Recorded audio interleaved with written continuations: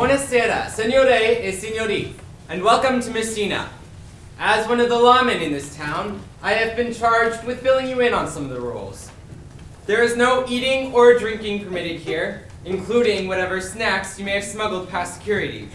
Eating is a disruption to those around you and also imperils our upholstery. Don't do it. Also, there's no photography and absolutely no use of cell phones. I say this to all of you texters out there who think that keeping your phone close or at your knees won't totally light up the space around you.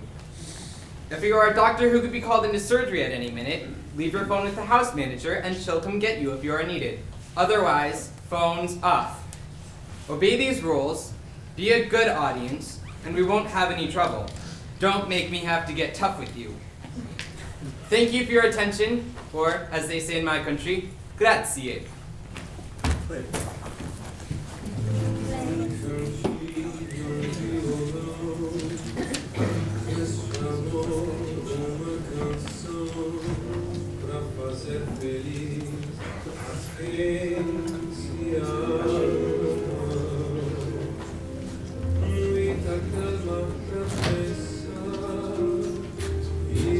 Tempo pra sonhar, da janela vê seu corpo maluco, o Redentor que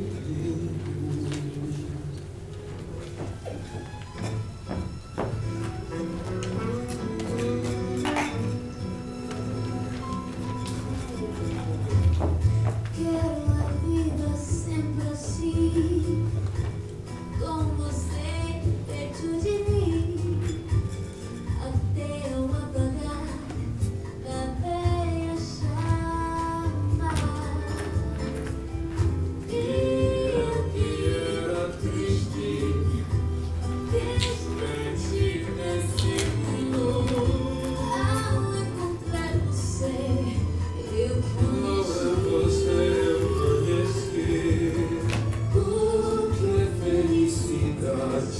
meu amor.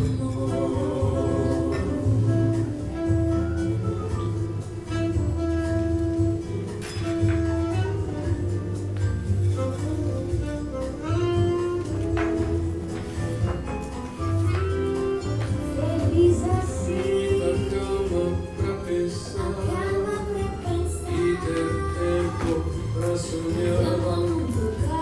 Da janela desce o corpo o Redentor que lindo. Quero a vida sempre assim, com você perto de mim, até eu apagar a velha chama. E eu que é triste,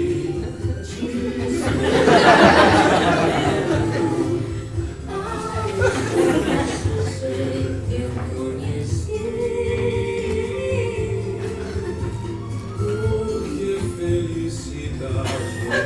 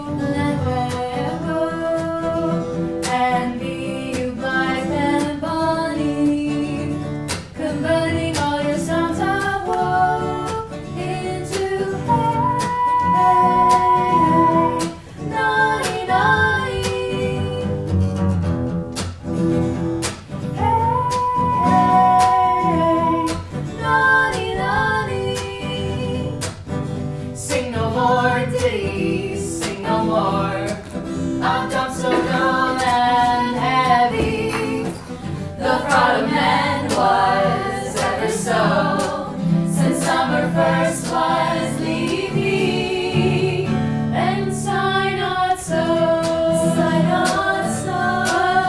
and go, never woe, and be you blithe and bonny, converting all your sounds of woe into hey, hey, naughty, naughty. Hey, hey, naughty, naughty.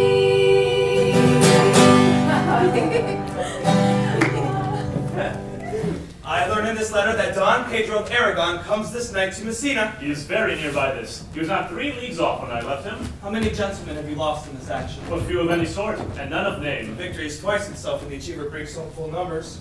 I find here that Don Pedro has bestowed much honor on a young Florentine called Claudio. Much deserved on his part, and equally remembered by Don Pedro. He hath borne himself beyond the promise of his age, doing in the figure of a lamb the feats of a lion. He hath indeed better expectation than you must expect of me to tell you how. I pray you, is Signor Mountanto returned from the wars or no? I know none of that name, lady. There was none such in the army of any sort. What is he that you ask for, niece? My cousin means Signor Benedict of Padua. Oh, he's returned, and as pleasant as ever he was. I pray you, how many hath he killed and eaten in these wars? Faith, niece, you tax Signor Benedict too much, but he'll be meet with you, I doubt it not. He hath done good service, lady, in these wars. He is a very valiant trencherman. He hath an excellent stomach. And a good soldier too, lady. And a good soldier to a lady, but what is he to a lord? A lord to a lord, a man to a man, stuffed with all honorable virtues. It is so, indeed. He is no less than a stuffed man. But for the stuffing, well, we are all mortal. You must not, sir, mistake my niece. There's a kind of merry war betwixt Signor Benedict and her. They never meet, but there's a skirmish of wit between them. Alas, he gets nothing by that. In our last conflict, 4 of his 5 wits went halting off, and now is the whole man governed with 1. But who is his companion now? He hath every month a new sworn brother. Is it possible? Very easily possible. He wears his faith, but as the fashion of his hat, it ever changes with the next block. I see, lady, the gentleman is not in your books. No. And he were, I would burn my study. But I pray you, who is his companion? Is there no young squarer now that will make the voyage with him to the devil? He is most in the company of the right noble Claudio. Oh, Lord, it will hang upon him like a disease. He is sooner caught than the pestilence, and the taker right presently mad. God help the noble Claudio. If he have caught the Benedict, it will cost him £1,000 ere he be cured. I will hold friends with you, lady. Do, good friend. You will never run mad, niece. No, not till a hot January. Don Pedro is approached. Good Signor Leonato, you are come to meet your trouble. The fashion of the world is to avoid cost, and you encounter it. Never came trouble to my house in the likeness of your grace. For trouble being gone, comfort should remain. But when you depart from me, sorrow abides, and happiness takes his leave. And you embrace your charge too willingly. I think this is your Her daughter. mother hath many times told me so. Were you in doubt, sir, that you asked her? Signor Benedict, no, for then you were a child. You have it full, Benedict. Be happy, lady, for you are like an honorable father. If Signor Leonato be her father, she would not have his head on her shoulders for all Messina, as like him as she is. I wonder that you would still be talking, Signor Benedict. Nobody marks you. What?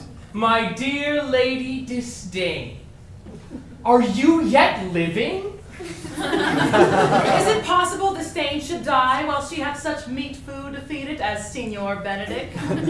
Courtesy itself must convert to disdain if you come in her presence. Then is courtesy a turncoat, for it is certain I am loved of all ladies, only you excepted. And I would I could find in my heart that I had not a hard heart, for truly I love none. A dear happiness to women. They would else be troubled with a pernicious suitor.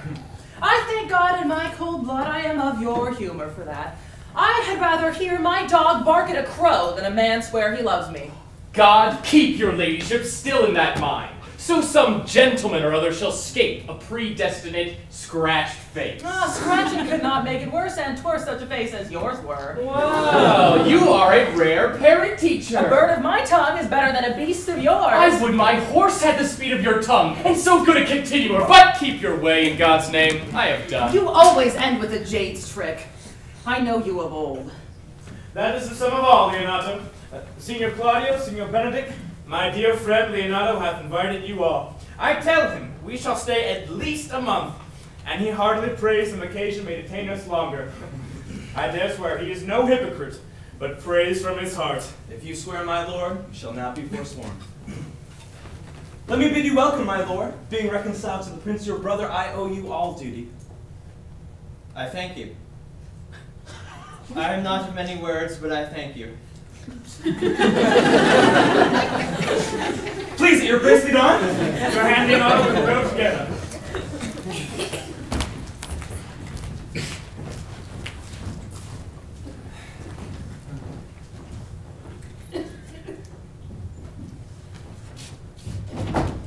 Benedict, didst thou note the daughter of Signor Leonato? I noted her not, but I looked on her. Is she not a modest young lady? Do you question me as an honest man should do for my simple, true judgment? Or would you have me speak after my custom, being a professed tyrant to their sex? No, I pray thee speak in sober judgment. Why, methinks she's too low for a high praise and too little for a great praise.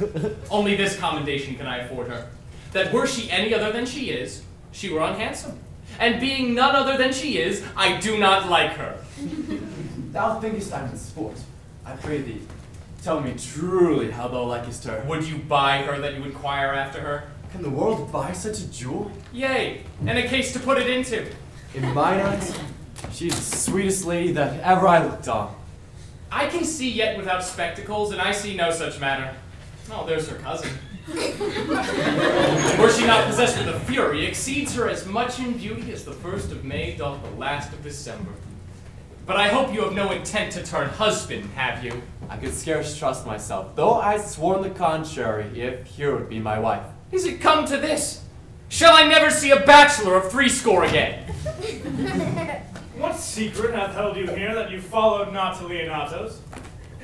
I would your grace would constrain me to tell. And charge thee on thy allegiance. Oh, you hear, Count Claudio? I could be secret as a dumb man, and I would have you think so, but on my allegiance, mark you, on my allegiance.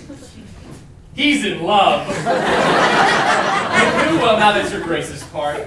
Mark you how short his answer is. With Hera, Leonato's short daughter. If this were so, so were it uttered. Like the old tale, my lord, it is not so, nor 'twas not so, but God forbid it should be so. If my passion change not shortly, God forbid it should be otherwise. Well, amen if you love her, for the lady is very well worthy.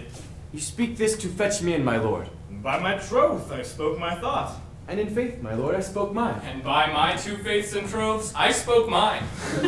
That I love her, I feel. That she is worthy, I know. That I neither feel how she should be loved, nor know how she should be worthy, is the opinion that fire cannot melt out of me.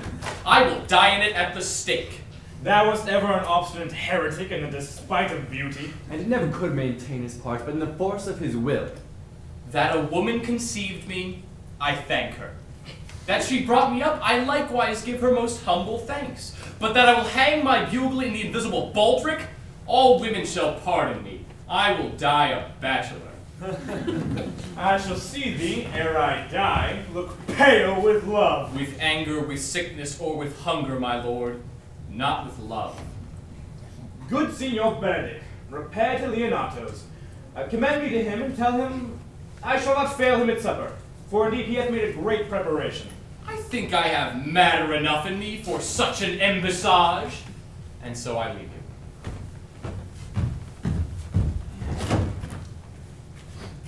My liege, your highness now may do me good. Oh, my love is thine to teach. Teach it but how, and thou shalt see how apt it is to good any hard lesson that may do thee good. Has Signor Leonato any son, my lord? Oh, no child but Hero. She's his only heir.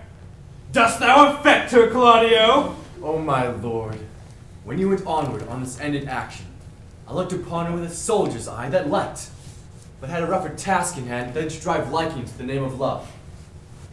But now, I returned, and war thoughts have left their places vacant, and the rooms come thronged with soft and delicate desires, all throng to me how fair young hero is, saying, I liked your arrow to wars. If thou dost love fair hero, cherish it. And I will break with her and with her father, and she shall be thine. 'Twas not to this end that thou mayest to twist so fine a tale. I know. We shall have reveling tonight. I will assume thy part in some disguise, and tell fair hero that I am Claudio, and in her bosom I'll unclasp my heart and take her hearing prisoner with force and strong encounter of my amorous tale. Oh, then to her father I shall break, and the conclusion is she shall be thine. In practice, let us put so presently.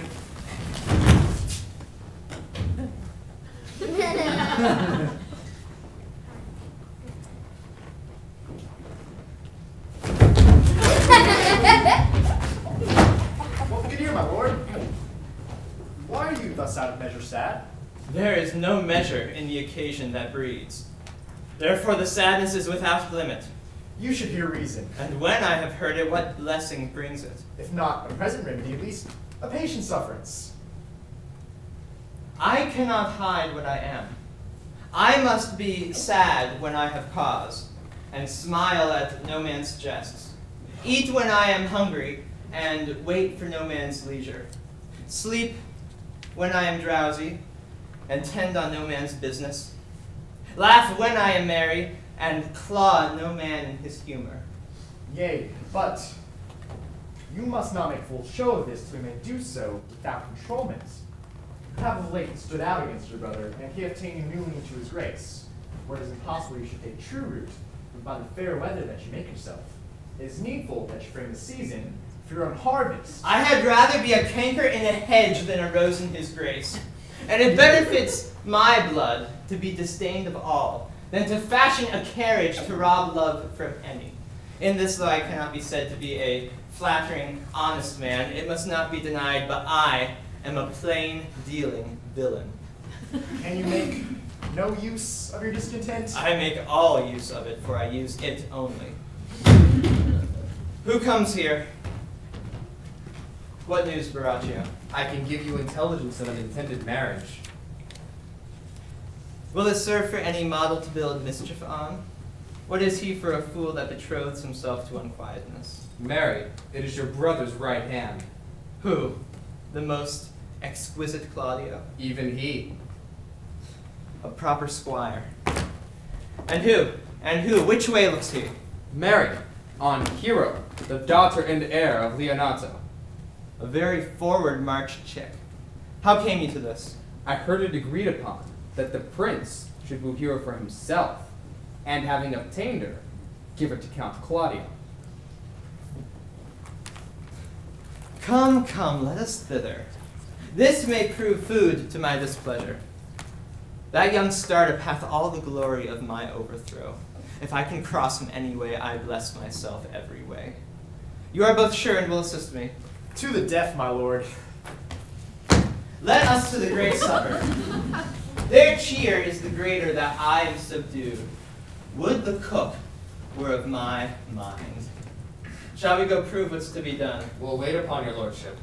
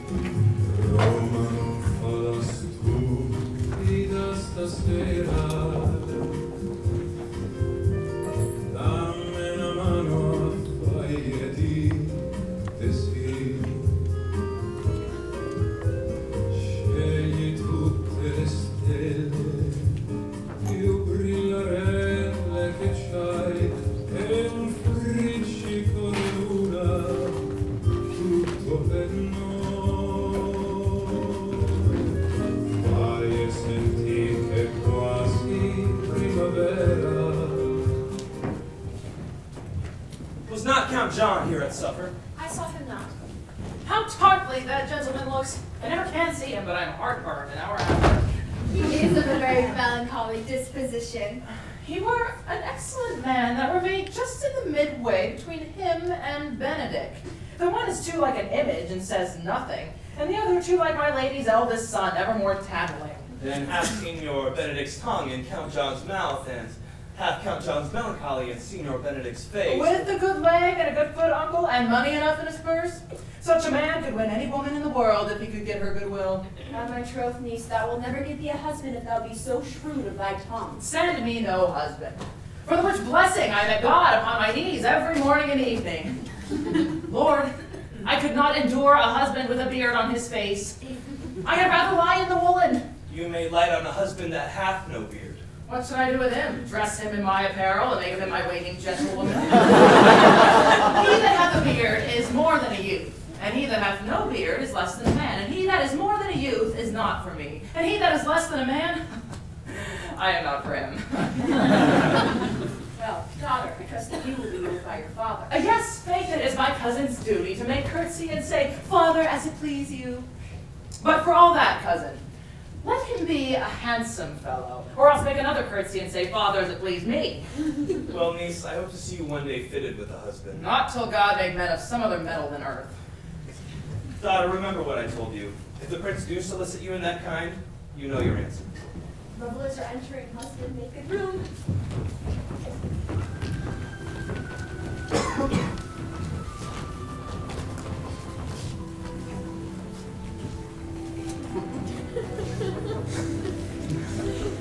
Lady, will you walk about with your friend? Walk softly, look sweetly, and say nothing. I am yours to walk, and even when I walk away. With me in your company. Well, I would you did like me.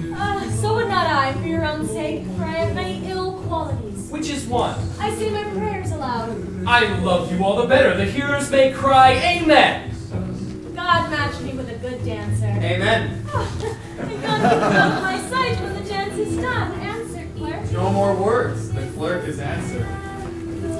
I know you well enough. You are Signor Leonato. Not a word, I am not. I know you by the swagger of your gait. To tell you true, I counterfeit him. You can never do him so ill well. You are the very man. You are he. You are he. Not a word, I am not.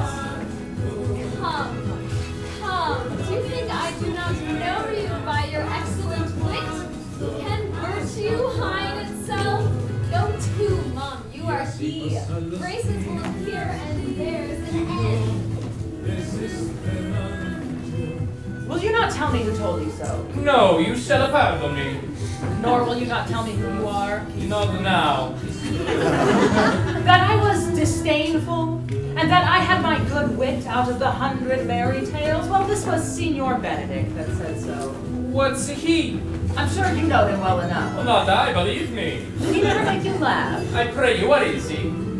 Why, he is the prince's jester. A very dull fool. Only his gift is in devising impossible slanders. None but libertines delight him. And the commendation is not in his wit, but in his villainy, for he both pleases men and angers them, and then they laugh at him and beat him. When I know the gentleman, I will tell him what you say. Do. He'll but break a comparison or two on me, which, peradventure not marked or laughed at, strikes him into melancholy. We must follow the leaders.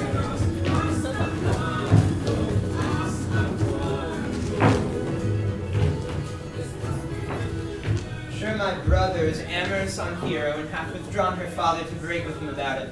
The ladies follow her, and but one advisor remains. And that is Claudio. I know him by his bearing.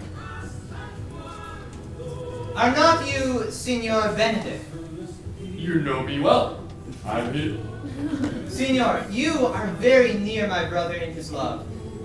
He is enamored on Hero. I pray you dissuade him from her. She is no equal for his birth. You may do the part of an honest man. How know you he loves her?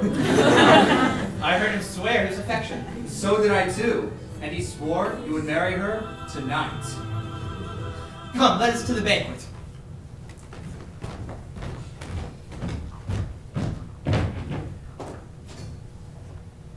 Thus, answer I in the name of Benedict. But Hear these ill news with the ears of Claudio. 'Tis certain so, the prince woos for himself. Friendship is constant in all other things, save in the office and affairs of love. Therefore, all hearts in love use their own tongues. Let every eye negotiate for itself, and trust no agent. For beauty is a witch against whose charms faith melteth into blood. This is an accident of hourly proof, which I mistrusted not. Farewell, therefore, hero. Count Claudio? Yea, the same. Come! Will you go with me? Whither? Even to the next willow, about your own business, County. Of what fashion will you wear the garland of? Around your neck like a usurer's chain, or under your arm like a lieutenant's scarf? Well, you must wear it one way. The prince hath got your hero. I wish him joy of her. Did you think the prince would have served you thus? I pray you leave me. Oh, now you strike like the blind man. 'Twas the boy that stole your meat, and you'll beat the post. Will not be. I'll leave you. Alas, poor hurt fowl. Now will he creep into sedges. But that my lady Beatrice should know me and not know me. The prince's fool? Ha! It may be I go under that title because I am merry.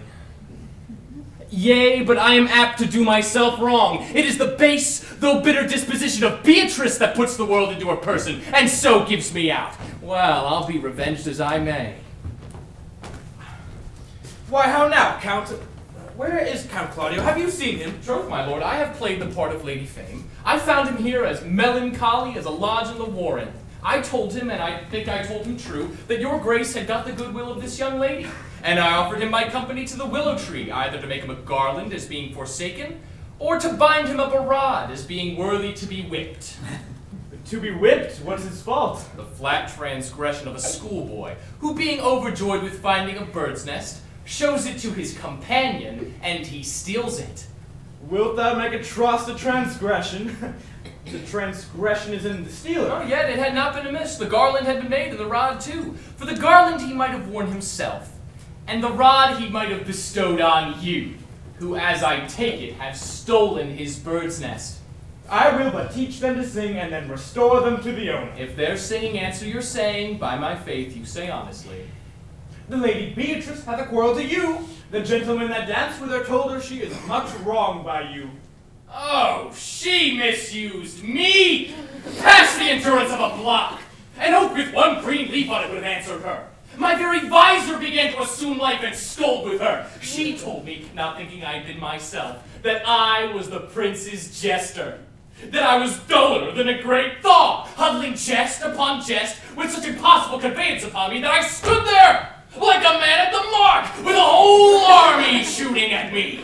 She speaks poniards, and every word stabs. If her breath were as terrible as her terminations, there were no living near her. She would infect to the North Star. I would not marry her, though she were endowed with all that Adam had before he transgressed.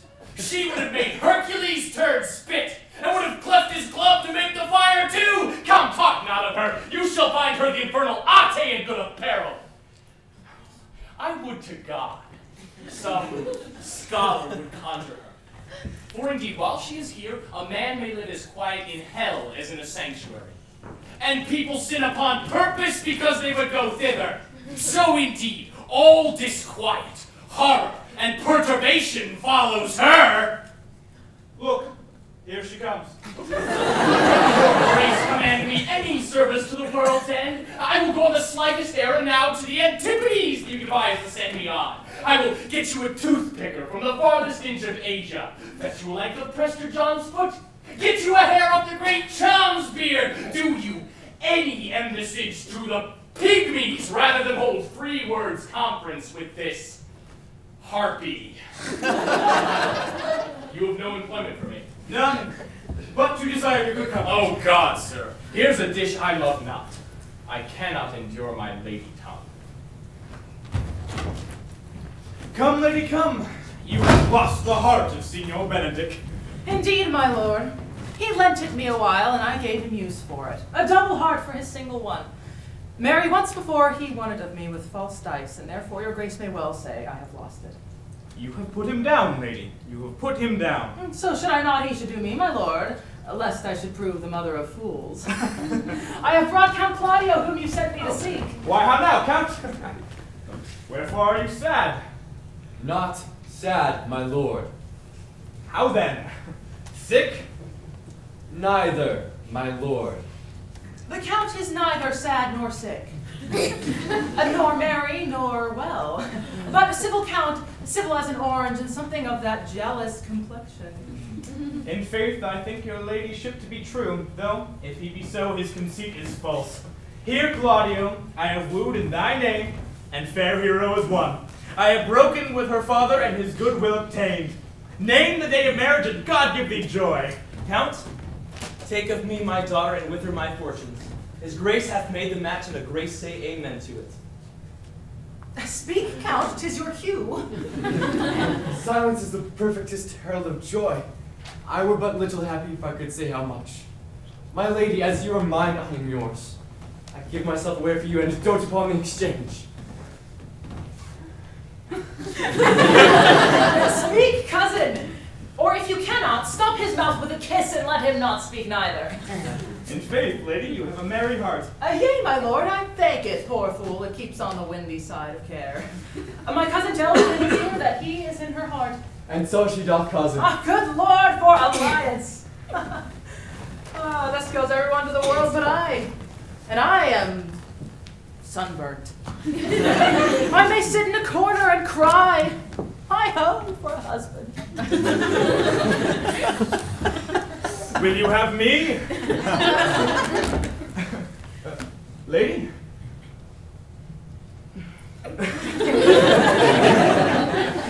No, my lord. Unless I might have another for working days, for your grace is too costly to wear every day.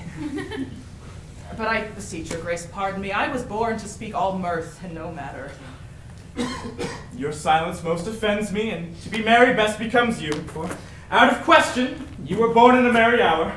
No, sure, my lord, my mother cried. But then there was a star dance, and under that was I born.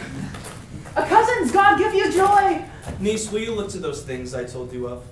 I cry you mercy, uncle. By your grace's pardon.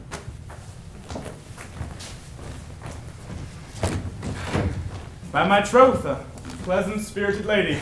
There's little of the melancholy elements in her, my lord. She is never sad but when she sleeps. And not ever sad then, for I've heard my daughter say she hath often dreamed of unhappiness, and waked herself with laughing. She cannot endure to hear tell of a husband, though. Oh, by no means. She mocks all her wooers out of suit. She were an excellent wife of Benedict. Oh, Lord! My lord, if they were but a week married, they would talk themselves mad. County Claudio wouldn't mean you to go to church. Tomorrow, my lord. Time goes on crutches till love have all his rights. Not till Monday, my dear son, which is hence a just 7 nights, and a time too brief too to have all things answer my mind. Come, you shake your head at so long a breathing. But I warn thee, Claudio, the time shall not go dully by us. For I, in the interim, will undertake one of Hercules' labors, which is to bring Signor Benedict and Lady Beatrice into a mountain of affection for one another. I would fain have it a match, and I doubt not but to fashion it if you three will but minister such assistance as I will give thee direction. My lord, I am for you, though it cost me 10 nights' watchings. And I, my lord. And you too, gentle hero? I will do any modest office, my lord, to help my cousin to a good husband. And Benedict is not the unhopefullest husband that I know. Thus far can I praise him. He is of noble strain, of approved valor, and confirmed honesty. I shall teach thee to humor your cousin, that she might fall in love with Benedict. And I, with your two helps, will so practice on Benedict that, in despite of his quick wit and queasy stomach, he shall fall in love with Beatrice. If we can do this, Cupid is no longer an archer. His glory shall be ours, for we are the only love gods. Come in with me, and I shall tell you my drift.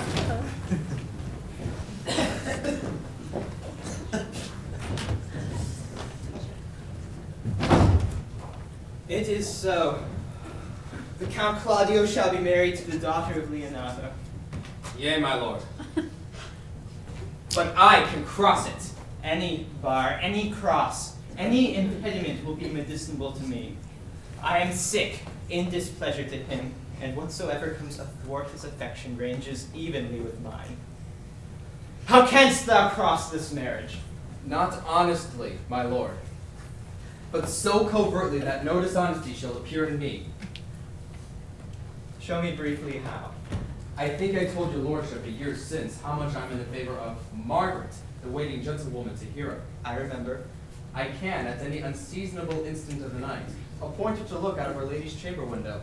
What life is in that to be the death of this marriage? The poison of that lies in you to temper.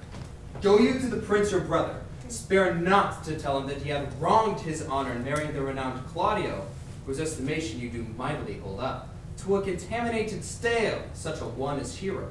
What proof shall I make of that? Proof enough to misuse the prince, to vex Claudio, to undo Hero, and kill Leonato. Look you for any other issue? Only to despite them, I will endeavor anything. Go then. Find me a meat tower to draw the prince and the Count Claudio alone. Tell them that you know that Hero loves me. Intend a kind of zeal both to the prince and Claudio, such that, in the love of your brother's honor, who hath made this match, and his friend's reputation, who is thus like to be cousin but the semblance of a maid, that you have discovered thus. Though scarcely believe this without trial. Offer them instances, which shall bear no less likelihood than to see me at her chamber window. Hear me call Margaret Hero. Hear Margaret term me Claudio. And bring them to see this the very night before the intended wedding. For in the meantime, I will so fashion the matter that Hero shall be absent. And there shall appear such seeming truth of Hero's disloyalty, that jealousy shall be called assurance, and all the preparation overthrown. Grow this to what adverse issue it can. I will put it in practice. Be cunning in the working this, and thy fee is 1,000 ducats. You constant in the accusation, and my cunning shall not shame me. I will presently go learn the day of marriage.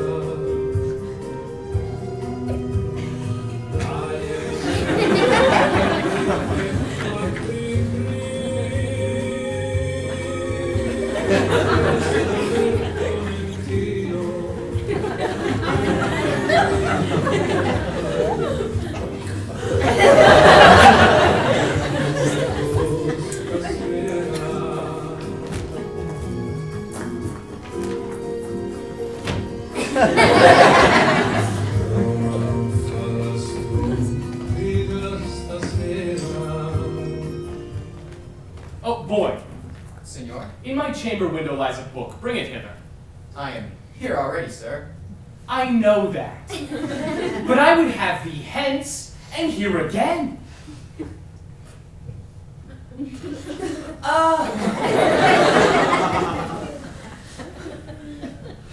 I do much wonder how one man, seeing how another man is made fool when he dedicates his behaviors to love, will, after he hath laughed at such shallow follies in others, become the very argument of his own scorn by falling in love.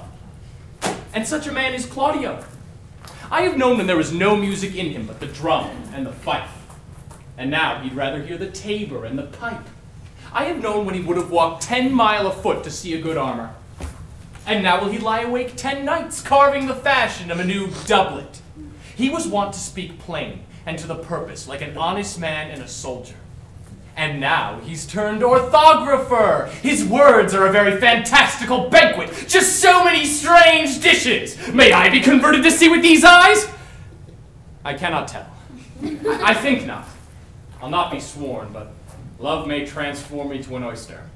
But I'll take my oath on it. Till he hath made an oyster of me, he shall never make me such a fool. One woman is fair, yet I am well. Another is wise, yet I am well. Another virtuous, yet I am well. But till all graces be in one woman shall not come in my grace. Rich she shall be, that's certain. Wise or I'll none. Virtuous or I'll not cheapen her. Fair or I'll not look on her. Mild or come not near me. Noble or not I for an angel. Of good discourse, an excellent musician, and her hair shall be of whatever color it shall please God. The prince and Monsieur Love. I will hide me in the arbor.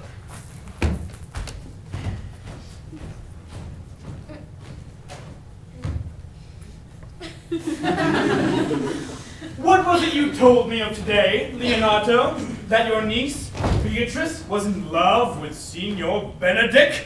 Oh, I stalk on the foul sits. Never did. No, nor I neither. But most wonderful that she should so dote on Signor Benedict, whom she hath in all outward behavior seemed ever to abhor. It's possible. Sits the wind in that corner? By my troth, my lord, I cannot tell what to think of it, but that she loves him with an enraged affection. It is past the infinite of thought. Maybe she doth but counterfeit. Faith, like enough. Oh God, counterfeit? There was never counterfeit of passion came so near the life of passion as she. Why? What effects of passion shows she? Base the hook well, this fish will bite. What effects, my lord? She will sit you. You heard my daughter tell you how. How? How? You amaze me. I would have thought her spirit invincible against all assaults of affection. I would have sworn it had, my lord, especially against Benedict. He hath ta'en the infection. Hold it up. Hath she made her affection known to Signor Benedict? No! And swears she never will. That's her torment. 'Tis true indeed. So your daughter says. Shall I, says she, that so often counted him with scorn, write to him that I love him? This says she now, and she's beginning to write to him, for she'll be up 20 times a night, and there will she sit in her smock, though she have writ a sheet of paper. My daughter tells us all. Now you speak of a sheet of paper. I remember a pretty jest that your daughter told us of. Oh, when she had written and was reading it over, she found Benedict and Beatrice between the sheets. That! Oh, she tore the letter into 1,000 halfpence, railed at herself that she should be so immodest to write to one that she knew would flout her. I measure him, says she, by my spirit, for I should flout him if he write to me. Yea, though I love him, I should. Then, down upon her knees she falls, weeps, sobs, beats her heart, tears at her, prays, curses. Oh, sweet Benedict! God give me patience! She doth indeed! My daughter says so! And the ecstasy hath so much overborne her that my daughter is sometime afeard she will do a desperate outrage to herself!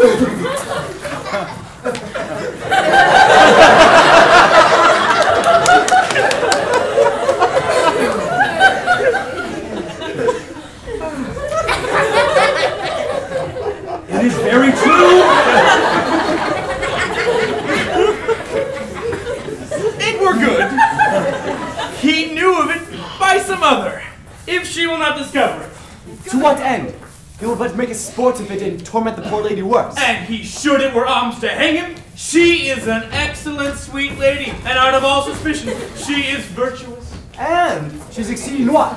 Oh, it always but a loving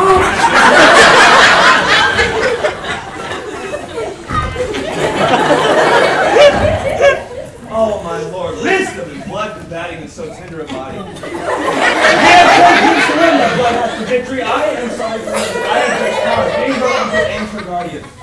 I would she had bestowed such dotage on me. I would have daffed all other respects and made her half myself. I pray you tell Benedict of it and see what he will say. Were it good, think you? Hero thinks surely she will die, for she says she'll die if you love her not, and she'll die ere she make her love known to him, and she will die if he woo her, rather than make one breath her accustomed crossness. And so she doth well. If she should make tender of her love, 'tis very possible he'll scorn it. For the man, as we know all, hath a contemptible spirit. He is a very proper man. He hath indeed a good outward happiness. Before God, in one line, very wise. Oh, he doth have some sparks that are like wit. And I take him to be valiant. Oh, as Hector, I assure you. And in the managing of quarrels, you may say he is wise. For either he avoids them with great discretion, or he undertakes them with a most Christian-like fear. If he do fear God, he must necessarily keep peace. If he break the peace, he ought to enter into a quarrel with fear and trembling. Oh, and so will he do. For the man doth fear God. Howsoever, it seems not in him by some large jest he makes.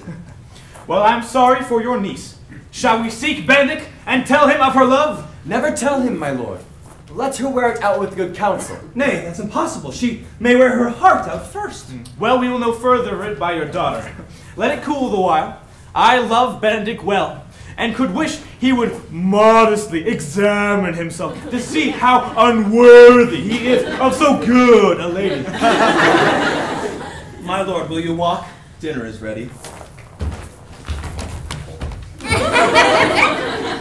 If he do not dote on her upon this, I will never trust my expectation. And let the same net be spread for her, and that must your daughter and her gentlewoman carry. The sport will be when they hold an opinion of another's dotage, and no such matter. That is the sport I will see, which will merely be a dumb show. Let us send her to call him into dinner.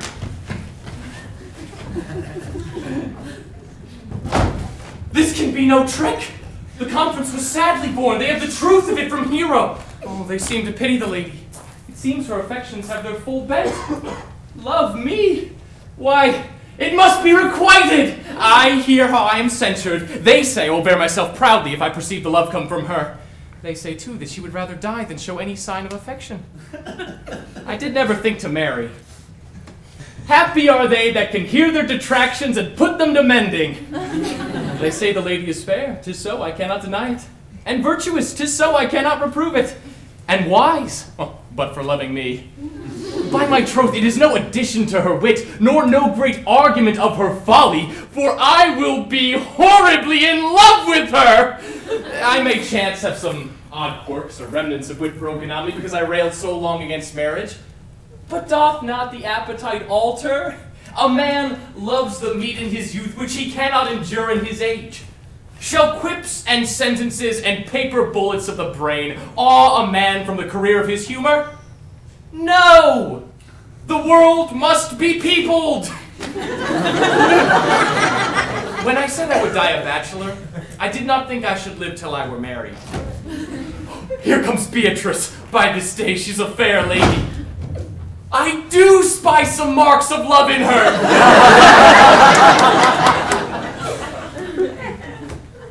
Against my will, I am sent to bid you come into dinner.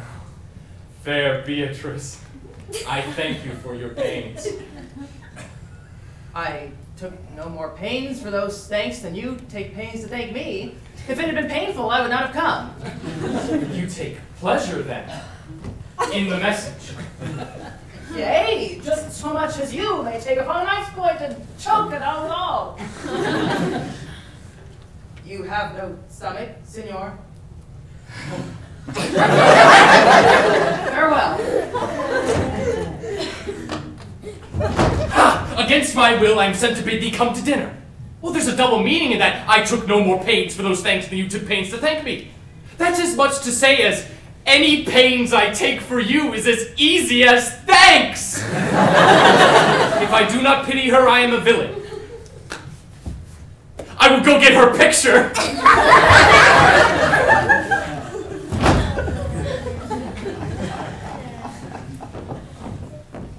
Good Margaret, run thee to the parlor. There shalt thou find my cousin Beatrice proposing with the Prince and Claudio. Whisper her ear, and tell her I and Ursula walk here, and our whole discourse is all of her. Say princess and bid her steal into the arbor. There will she hide her to listen to our purpose. Ooh, I'll make her come, I warrant you presently. Now, Ursula, when Beatrice doth come, our talk must only be of Benedick. When I do name him, let it be thy part to praise him more than ever man did merit. My talk to thee must be on how Benedick is sick in love with Beatrice. Of this matter is little Cupid's crafty arrow made, that only wounds by hearsay. Now begin, for look where Beatrice, like a lapwing, runs close by the ground to build a conference. Then go we near her, that her ear lose none of the false sweet bait that we lay for it. No, truly, Ursula, she's too disdainful. I know her spirit's always coy and wild as haggards of the rock. But are you sure Signor Benedick loves Beatrice so entirely? So says the prince of my betrothed lord. And did they bid you tell her of it, madam? They did entreat me to acquaint her of it. But I persuaded them, if they loved Benedick, to wish him wrestle with affection, and never let Beatrice know of it. Why did you so? Doth not the gentleman deserve as full, as fortunate a bed as ever Beatrice shall couch upon? Oh, God of love! I know he doth deserve all that may be yielded to a man, but nature never framed a woman's heart as prouder stuff than that of Beatrice. Disdain and scorn ride sparkling in her eyes, misprizing what they look on, and her wit values itself so highly that to her all matter else seems weak. She cannot love, nor take no shape, nor project of affection, she is so self-endeared. Sure, I think so, and therefore certainly it were not good she knew his love, lest she make sport at it. Why, you speak truth. I never yet saw a man, how wise, noble, young, how rarely featured, but she would spell him backward. If fair-faced, she would swear the gentleman should be her sister. If black, why nature drawing of an antic made a foul blot. If tall, a lancel-headed, if low, an agate very vilely cut. If speaking, why a vein blown with all winds. If silent, why a block moved with none. So turns she every man the wrong side out, and never gives to truth and virtue that which simpleness and merit purchaseth. Sure, such carping is not commendable. No, not to be so odd with all fashions as Beatrice is cannot be commendable. But who dare tell her so? If I should speak, she would mock me into air. Oh, she would laugh me out of myself, press me to death with wit. Therefore, let Benedick, like covered fire, consume away in sighs, waste inwardly. It were a better death than die with mocks, which is as bad as die with tickling. Tell her of it. Hear what she will say. No, rather, I will go to Benedick and counsel him to fight against his passion. And, truly, I'll devise some honest slanders to stain my cousin with. One doth not know how much an ill word may empoison liking. Oh, do not do your cousin such a wrong. She cannot be so much without true judgment, having so excellent and swift a wit as she is prized to have, as to refuse so rare a gentleman as Signor Benedick. He is the only man of Italy. Always excepted my dear Claudio. I pray you, madam, be not angry with me, speaking my fancy. Signor Benedick, for shape, forbearing, argument, and valor goes foremost in report throughout Italy.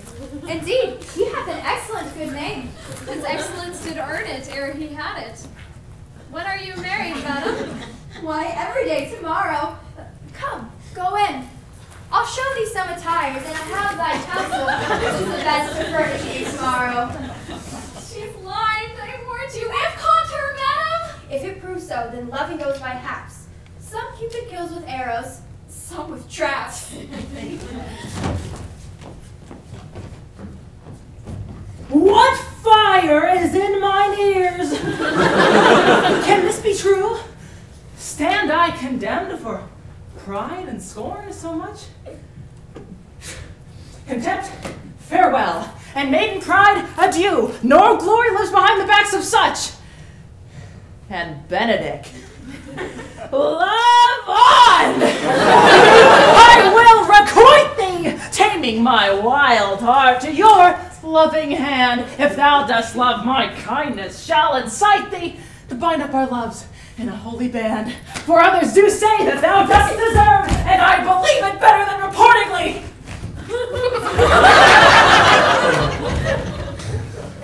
And you stay till your marriage be consummate, and then go I toward Aragon. I'll bring you thither, my lord, if you'll vouchsafe me. Nay, that would be as great a soil in the new gloss of your marriage as to show a child his new coat and then forbid him to wear it.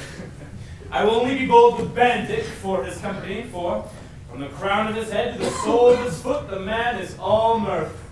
He hath twice or thrice cut Cupid's bowstring, and the little hangman dare not shoot at him. He has a heart as sound as a bell, and his tongue is the clapper. For what his heart thinks, his tongue speaks. Gallants, I am not as I have been. So say I methinks you are sadder. I hope he be in love. Ah, hang you, truant! That's no true drop of blood in him to be truly touched with love. If he be sad, he wants money. I have the toothache. What? Sigh thee for the toothache? Yet say I, he is in love. If he be not in love with some woman, there's no believing old sides. He rubs himself with a civet. Can you smell that by that? That's as much as to say the sweet used to love. The greatest note of it is in his melancholy. And when was he wont to wash his face? Nay, but his jesting spirits. Which is now crooked into a loose string and now governed with stops. That does indeed tell a heavy tale for him. Conclude he's in love. Yea, but I know who loves him. Ah, that would I know too. I warrant one that knows him not. Yet, this is no charm for the toothache. Good Signor, walk aside with me. I have studied 8 or 9 wise words to speak in your ear, which these hobby horses must not hear.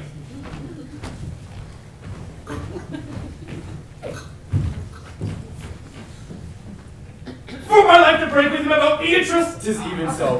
Hero and Margaret have by this played their parts with Beatrice, and then the two bears will not fight one another when they meet.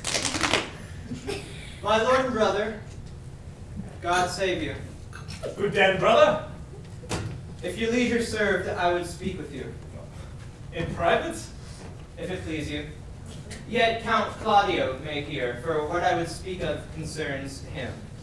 Why? What's the matter? Means your lordship to be married tomorrow. You know he does. I know not that. When he knows what I know. If there be any impediment, I pray you discover it. You may think I love you not. Let that appear hereafter, and aim better at me by that I now will manifest. For my brother, I think he holds you well, and in dearness of heart hath hoped to effect your ensuing marriage. Surely suit ill spent and labor ill bestowed. Why? What's the matter?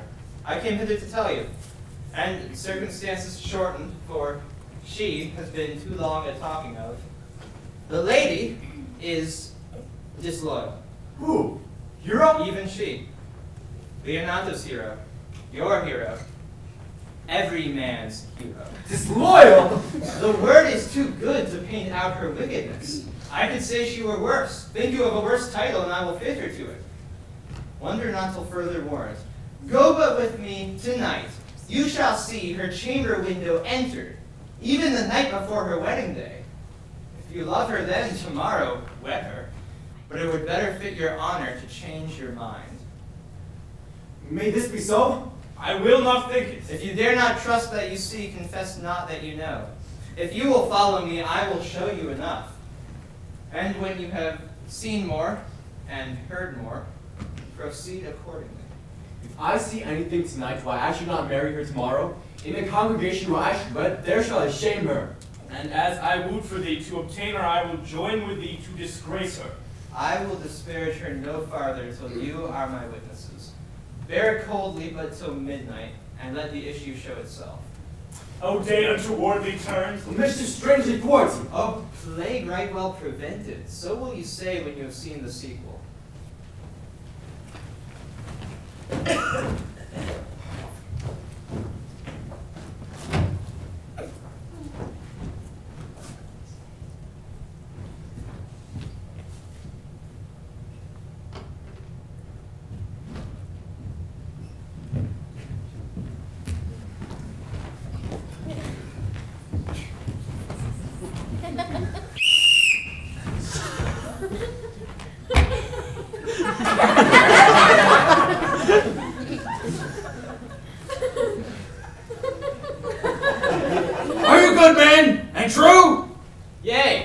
Or else it were a pity, but they should suffer salvation, body and soul. Nay, that were a punishment too good for them, if they should have any loyalty in them, being chosen for the prince's watch. Well, give them their charge, neighbor Dogberry. First, who think you, the most desertless man, to be constable? You oatcake, sir, or George Sequel, for they can write and read. Come hither, neighbor Seco. God hath blessed you with a good name. To be a well-favored man is the gift of fortune, but to read and write comes by nature. Both which, Master Constable? You have, as I knew it would be your answer. Well, for your favor, sir, why give God thanks, and make no boast of it. And for your writing and reading, let that appear when there is no need of such vanity. You are thought here to be the most senseless and fit man for constable of the watch. Therefore, bear you the lantern. This is your charge. All Vagram men, you are to bid any man stand in the prince's name. How if he will not stand? Why then, take no note of it. But let him go. And presently call the rest of the watch together, and thank God you are rid of a knave.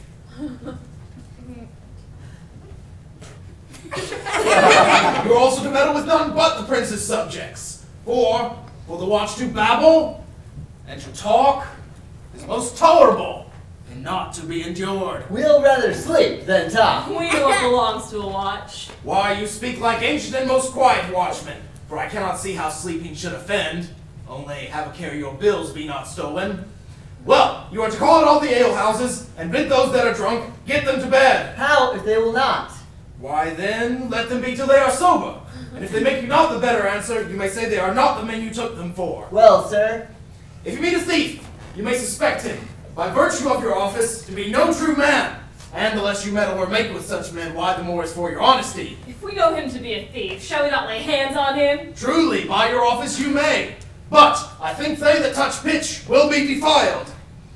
The most peaceable way for you, then, if you do take a thief, is to let him show himself what he is, and steal out of your company. You have been always called the merciful man, partner. Truly, I would not hang a dog by my will, much less a man who hath any honesty in him. If you hear a child cry in the night, you must call to the nurse and bid her still it.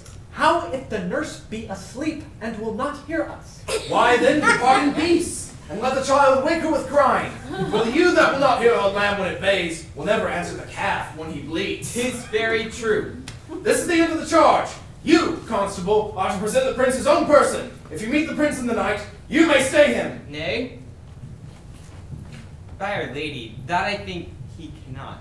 5 shillings to 1 on it, with any man that knows the law, he may stay him. Marry, not without the prince be willing, for indeed the watch ought to offend no man, and it is an offense to stay a man against his will. By Our Lady, I think it be so. Well, masters, good night.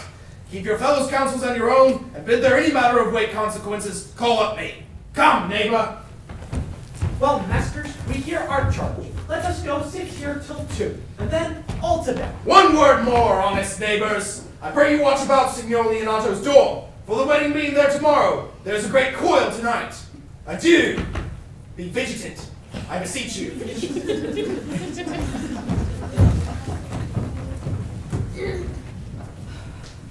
Conrad! Peace! Stir not. Conrad, I say! Here, man. I'm at thy elbow. Mass, my elbow itched. I thought there were a scab follow. I will owe thee an answer for that. But now, forward with thy tale. Stand thee close, and I will, like a true drunkard, utter all to thee. Some treason, masters. Yet, stand close. Therefore know, I have earned of Don John 1,000 ducats. Is it possible that any villainy should be so dear? Thou shouldst rather ask if it were possible any villainy should be so rich. For when rich villains have need of poor ones may make what price they will. He goes up and down like a gentleman. Dost thou not hear somebody? No. 'Twas the vein on the house. Know that tonight I have wooed Margaret, the Lady Hero's gentlewoman, by the name of Hero. She leans me out of her mistress' chamber window, bids me 1,000 times good night. I tell this tale vilely. I should first tell thee how the Prince, Claudio, and my master, planted, placed, and possessed by my master Don John, saw afar off in the orchard this amiable encounter. And thought they Margaret was hero. Two of them did, the prince and Claudio. But the devil, my master, knew she was Margaret. And partly by his oaths, which first possessed them, and partly by the dark night, which did deceive them, but chiefly by my villainy, which did confirm any slander that Don John had made. Away went Claudio enraged, swore he would meet her, as he was appointed the next morning, and before the whole congregation, shame her with what he saw our night, and send her home again without a husband. We charge you in the prince's name stand. Call up the right master constable. We have recovered here the most dangerous piece of lechery known to the Commonwealth. Lechery! Masters, Never speak! we obey you to come with us. Come, we'll obey you.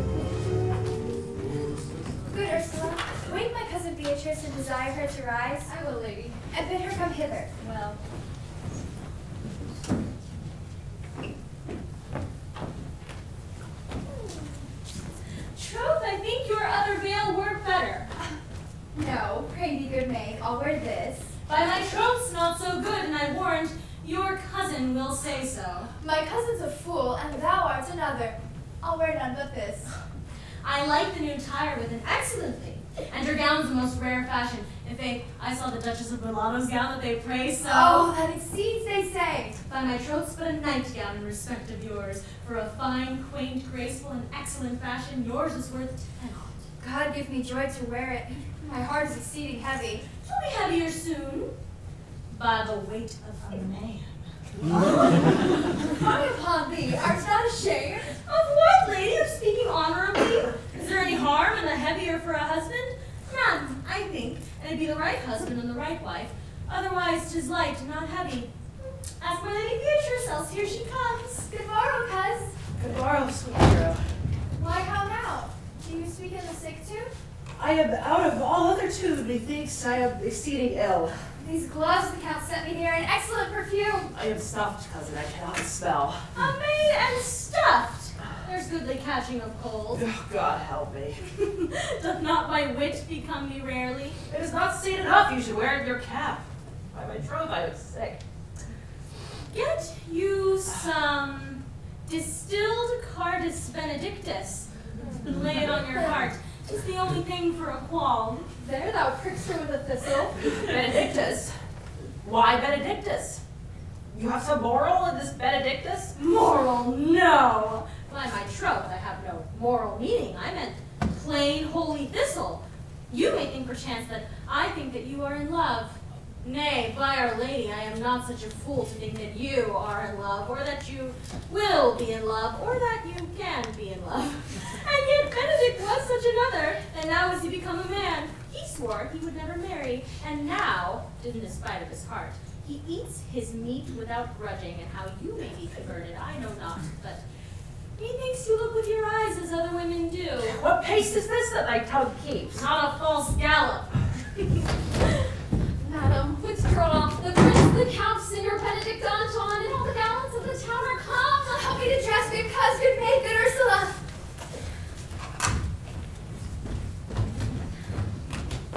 What would you with me, honest neighbor? Marry, sir, I would have some confidence with you that concerns you nearly. Brief, I pray you, for you see this busy time with me. Marry, this is, sir. Yes, in truth it is, sir. What is it, my good friend? Good man Verges, sir, speaks little off the matter. His wits are not so blunt as, God help, I would desire they were, but in faith, honest is the skin between his brows. Yes, I thank God I am as honest as any man living. That is a man, and no honester than I. Comparisons are odorous, palabrous, neighbor Verges. Neighbors, you are tedious. Oh, it pleases your worship to say so, but we are the poor duke's officers. But truly, for mine own part, if I were as tedious as a king, I could find it in my heart to bestow it all of your worship. All thy tediousness on me, huh? Yea, and 'twere 1,000 pound more than this, for I hear as good exclamation on your worship as any man in the city. And though I am but a poor man, I am glad to hear it. I would fain know what you have to say. Marry, sir, our watch tonight, accepting your worship's presence, had taken a couple of as errant knaves as any in Messina. A good man, sir, he will be talking. 2 men ride a horse, one must ride behind. An honest soul, by my faith, as trothy as ever is ever broke bread. But God is to be worshipped, 2 men are not alike. Alas, good neighbor. Indeed, neighbor, he comes too short of you. Gifts that God gives. I must leave you. One word, sir. I wot, sir, have indeed this evening comprehended 2 auspicious persons, and we would have them this morning examined before your worship. Take their examination yourself and bring it to me. I am in a great haste, as it may appear to you. It shall be sufficient. My lord, they stay for you to give your daughter to her husband. I'll wait upon them. I'm ready. Go, good partner, go. Get you to Francis Seagull. Let her bring her pen and ink into the jail. We are now to examination these men. And we must do it wisely. We shall spare no wit, I warrant you. Here's that shall drive some of them to a non-come. Only get you the learned writer to set down our excommunication and meet me at the jail.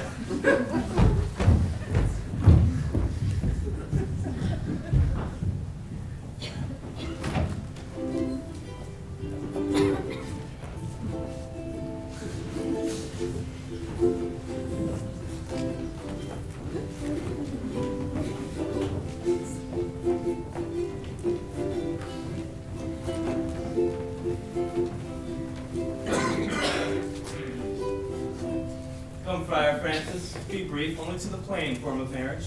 You shall recount their particular duties afterwards. You come hither, my lord, to marry this lady. No. To be married to her. Friar, you come to marry her. Lady, you come hither to be married to this count. I do. If either of you know of any inward impediment why you should not be conjoined, charge you on your souls to utter it. Do you know any hero? None, my lord. Know you any, Count? I dare make his answer. None. What men dare do? What men may do? What men daily do, not knowing what they do? Standing by, Friar. Father, will you with free and unconstrained soul give me this maid, your daughter? As freely, son, as God did give her me. And what have I to give you back whose worth may counterpoise this rich and precious gift? Nothing, unless you render her again. Sweet prince, you learn me noble thankfulness. There, Leonato, take her back again. Give not this rotten orange to your friend. She's but a sign and semblance of honor.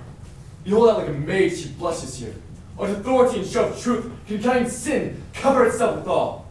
Comes not that blood as modest evidence to witness simple virtue? Would you not swear, all you that see her, that she were made by these exterior shows?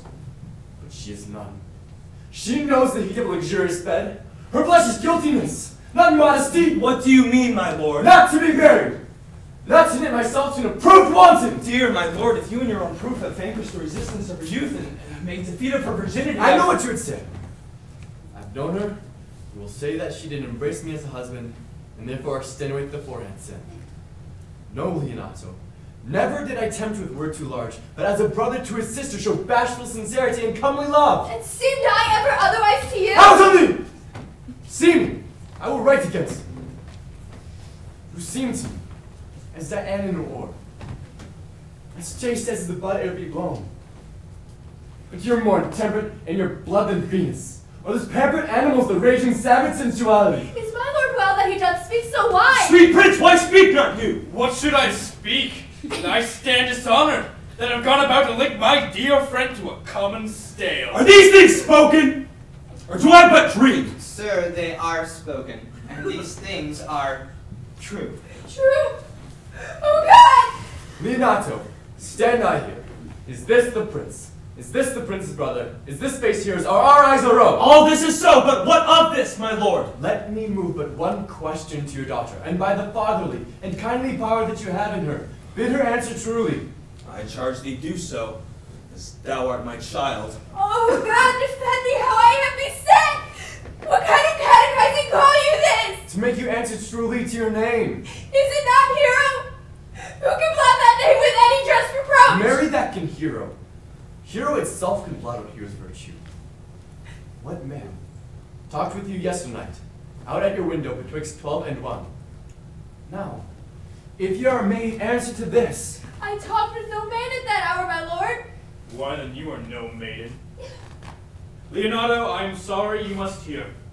But upon mine honor, myself, my brother, and this aggrieved count did see her, hear her at that hour last night speak with a ruffian at her chamber window, who hath indeed most like a liberal villain confessed the vile deeds they had 1,000 times in secret. Fie, they are not to be named, my lord, not to be spoke of.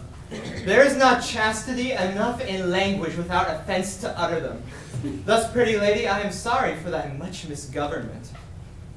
Hero, what a hero hast thou been, if half thy outward graces have been placed about the thoughts and cares of thy heart.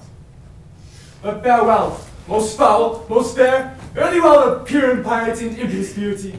With thee, I'll lock up all the gates of love, and upon my eyelids of conjecture hang.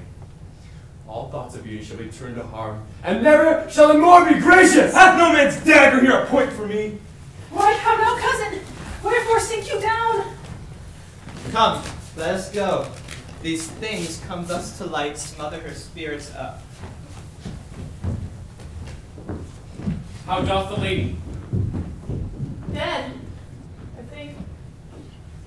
Help, uncle! Hero! Uncle! Signor Bennett! Friar! Oh, fate!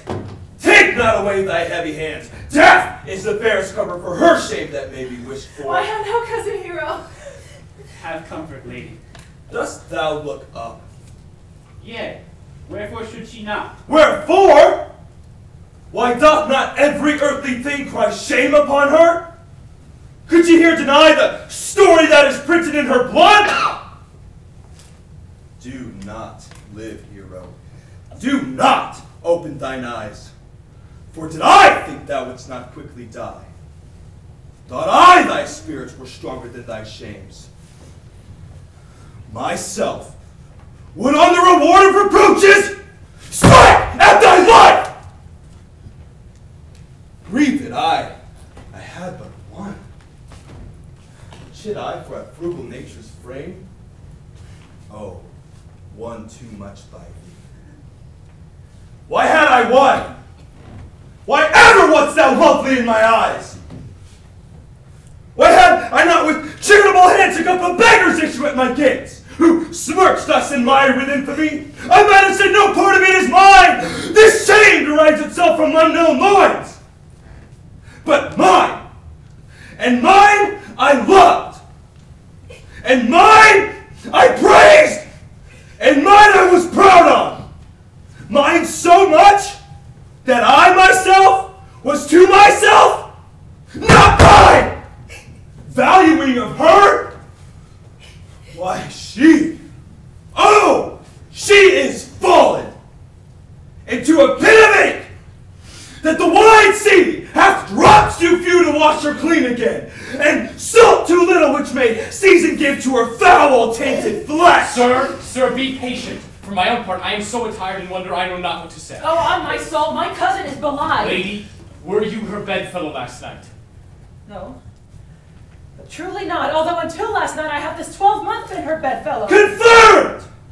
Confirmed! Oh, that is stronger made, which was before barred up with ribs of iron. Would the two princes lie? And Claudia lie? Who loved her so that, speaking of her foulness, washed it with tears? Hence from her, let her die.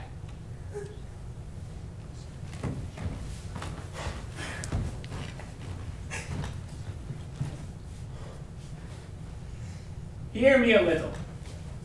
For I've only been silent so long and given way unto this course of fortune by noting of the lady. I have marked 1,000 blushing apparitions to start into her face. 1,000 innocent shames and angel whiteness beat away those blushes. And in her eye there hath appeared a fire to burn the errors that these princes hold against her maiden truth. Trust not my reading nor my observations, which with experimental skill doth warrant the tenor of my book. Trust not my reverence calling nor divinity, if this sweet lady lie not guiltless here under some biting error. Friar, it cannot be. Thou seest that all the grace that she has left is that she will not add to her damnation a sin of perjury? She not denies it. Why seekest thou then to cover with excuse that which appears with proper nakedness? Lady,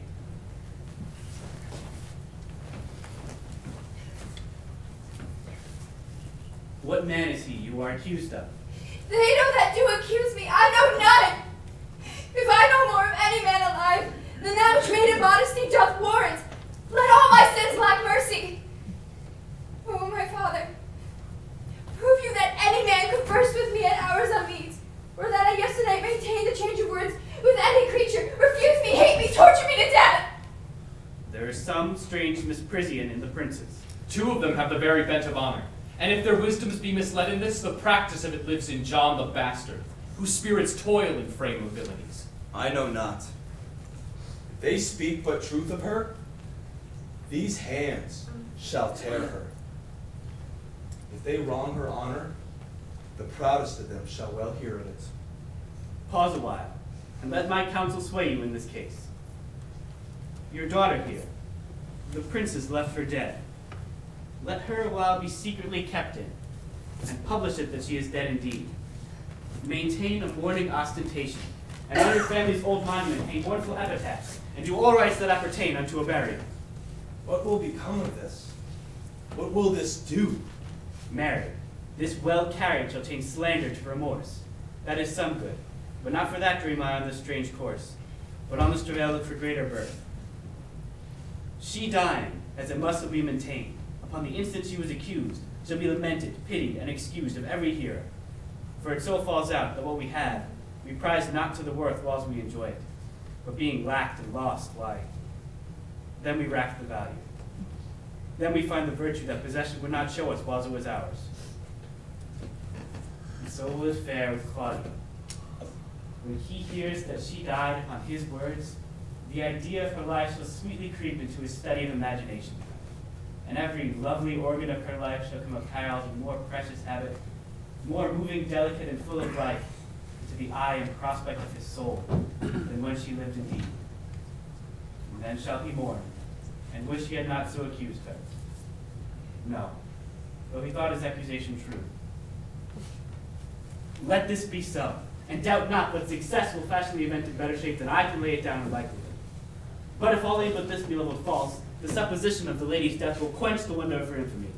And if it sort not well, you may conceal her, as best benefits her wounded reputation, in some reclusive and religious life, out of all eyes, minds, tongues, and injuries. Signor Leonato, let the friar advise you. And though you know my inwardness and love is very much unto the prince and Claudio, yet I will deal in this as secretly and justly as your soul should to your body. Being that I flow in grief, the smallest twine may lead me. 'Tis well consented. Presently away. For to strain sore, strains as they strain the cure. Come, lady. Die to live. This wedding day perhaps is but prolonged. Have patience and endure.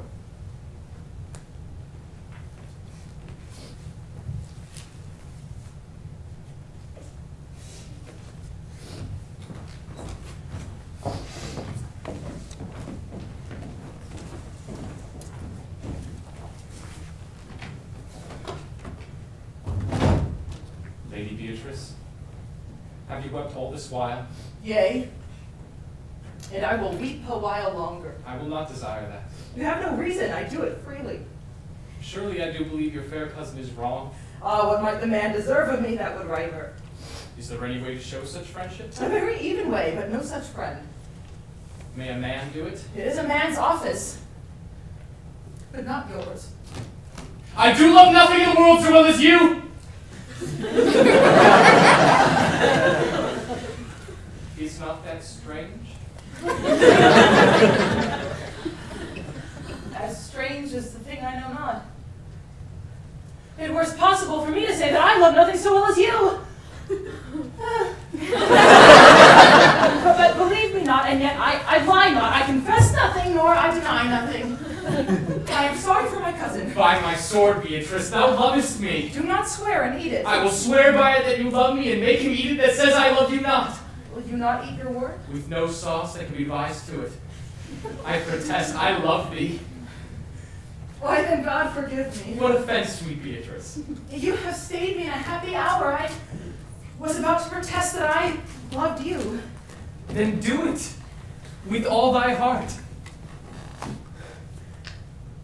I love you. With so much of my heart that there is none left to protest. Come. Bid me do anything in the world for thee.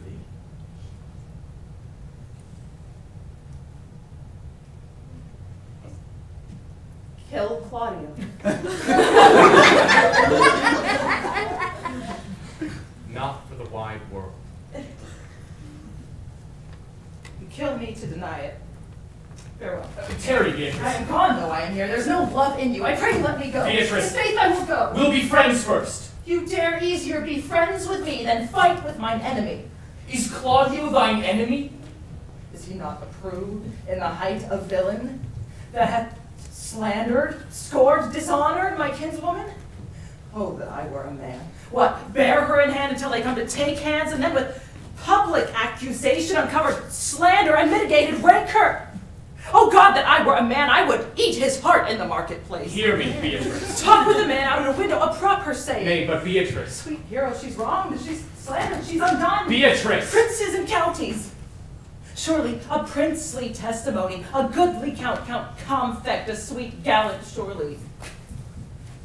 Oh, that I were a man for his sake, or that I had any friend would be a man for my sake. But manhood is melted into courtesies, valor into compliment, and men are turned only into tongue, and trim ones too. He is now as valiant as Hercules that only tells a lie and swears it. I cannot be a man with wishing. Therefore I will die a woman with grieving. Tarry, Beatrice. By this hand I love thee. Use it for my love some other way than swearing by it. Think you in your soul that Claudio hath wronged Hero? Yea, as surely as I have a thought or a soul. Enough. I am engaged. I will challenge him. I will kiss your hand and so leave you. By this hand, Claudio shall render me a dear account. When you hear of me, so think of me. Go, comfort your cousin. I must say she is dead. And so, farewell.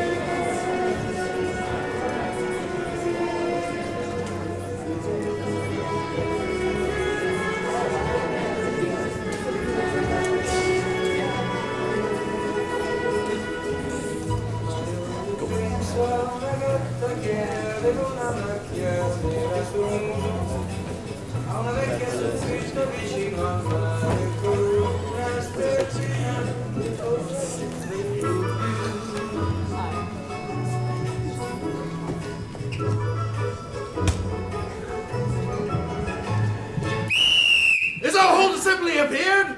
Which be the malefactors? Marry, that am I and my partner. Nay, that's certain. We have the exhibition to examine. But which are the offenders that are to be examined?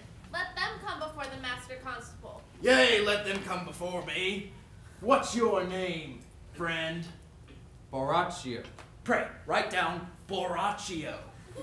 Yours? Sarah? I am a gentleman, sir, and my name is Conrad. Write down Master Gentleman Conrad. Masters, do you serve God? Yes, sir. We hope. Write down, they hope they serve God, and write God first, for God defend, but God should go before such villains. Masters, it is proved already that you are little better than false knaves, and will go near to be thought so shortly. How answer you for yourselves? Marry, sir, we say we are none. A marvelous witty fellow, I assure you. I will go about with him. Come here, see my word in your ear. I say to you, it is thought you are false knaves. Sir, I say to you, we are none. Well then, stand aside. For God, they are both in a tale. Have you written down that they are none?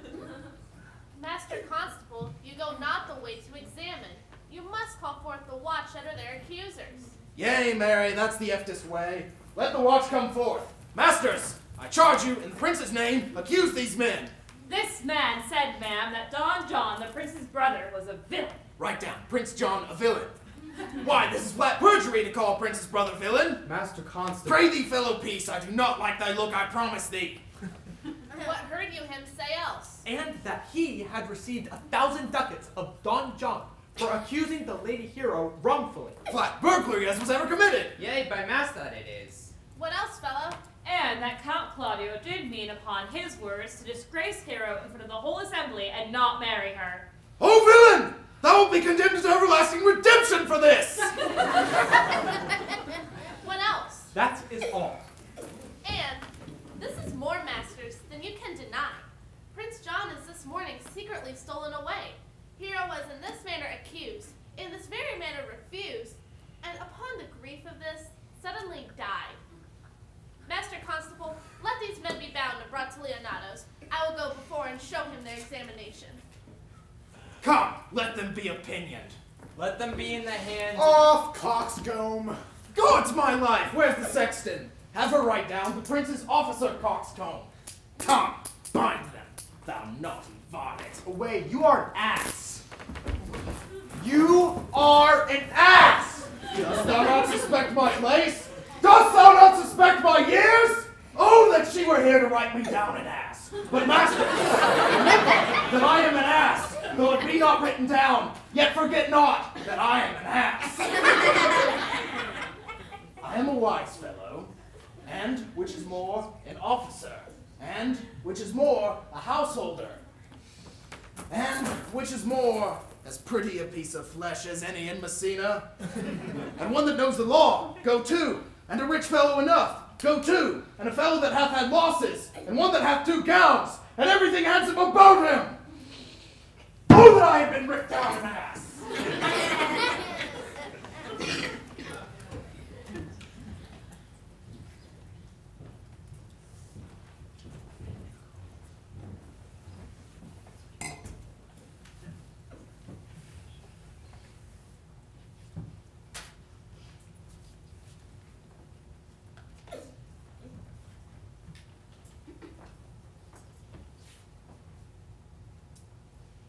Thus you will kill yourself, and 'tis not wisdom thus to second grief against yourself.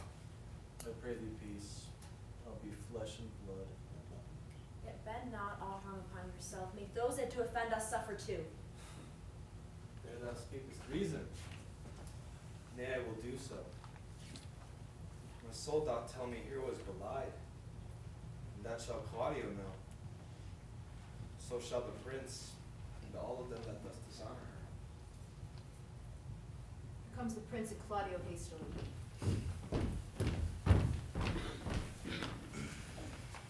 Good den, good den. Good day to you both. Hear you, my lords. We have some haste, Leonardo. Some haste, my lord. Well, fare you well, my lord. Are you so hasty now? Well, all is one. Nay, do not quarrel with us, good man. If he could right himself with quarreling, some of us would lie low. Who wrongs him, Mary? Thou dost wrong me. Thou dissembler, thou! I say thou hast belied my innocent child. Thy slander hath gone through and through her heart, and she lies buried with her ancestors. Oh, in a tomb where scandal never slept. Save this of her is framed by thy villainy. My villainy? Thine, Claudio! Thine, I say. You say not right, senor. My lord, I'll prove it on his body if he dare. Despite his nice fence and active practice, his May of youth and bloom of lustihood. Away! I'll have naught to do with you. Canst thou so doff me? Thou hast killed my child. If thou kill'st me, boy, thou shalt kill a man. My heart is sorry for your child's death. But on mine honor she was charged but not but what was true, and very full of proof. My lord? My lord? I will not hear you! No! Come, wife, away! I will be heard. And shall, or some of us will smart for it.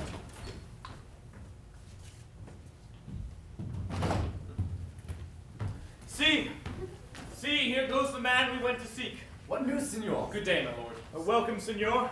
We've been up and down to seek thee, for we are high-proof melancholy, and fain have it beaten away. Wilt thou use thy wit? It is in my scabbard. Shall I draw it? Dost thou wear thy wit by thy side?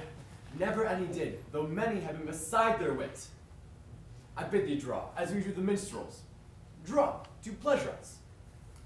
As I am an honest man, he looks pale. Art thou sick or angry? What? Courage, man. What though care killed the cat? Thou hast enough metal in thee to kill care. Shall I speak a word in your ear? God bless me from a challenge. You are a villain. I jest not. I will make it good how you dare, with what you dare, and when you dare. Do me right, or I will protest your cowardice. You have killed a sweet lady, and her death shall fall heavy upon you. Let me hear from you.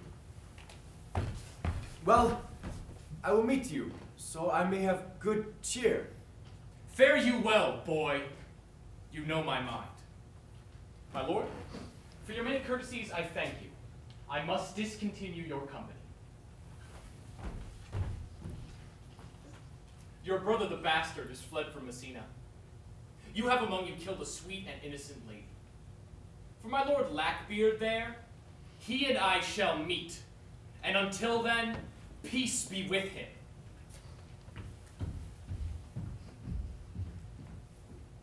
He is in earnest. In most profound earnest. And I'll warrant you for the love of Beatrice. And hath challenged thee. Most sincerely. Pluck up my heart and be sad. Did he not say my brother was fled? Come you, sir, if justice cannot tame you, she shall there weigh more reasons in her balance, and you being a cursing hypocrite once, you must be looked to. How now? Two of my brother's men bound. Baraccio one. Hearken after their offense, my lord. Officers, what offense have these men done? Marry, sir, they have committed false report. Moreover, they have spoken untruths. Secondarily, they are slanders. Sixth and lastly, they have belied a lady. Thirdly, they have verified unjust things. And, to conclude, they are lying knaves. This learned constable is too cunning to be understood. What's your offense? Sweet prince, let me go no farther to mine answer. Do you hear me? Let this count kill me. I have deceived even your very eyes, which your wisdoms could not discover. These shallow fools have brought to light. Who overheard me in the night confessing to this man, how Don John, your brother, sent me to slander the lady hero.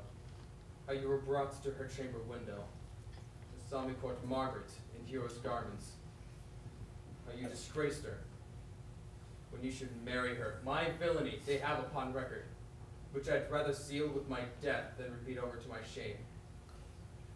The lady is dead, upon mine and my master's false accusations, and briefly, I desire nothing but the reward of a villain.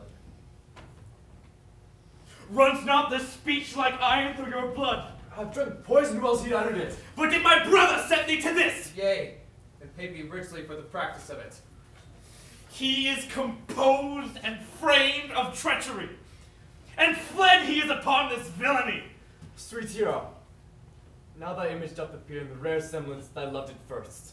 Come, bring away the plaintiffs. By now our sexton hath reformed Signor Leonato of this matter. Here comes Master Signor Leonato, and the sexton too. Which is the villain?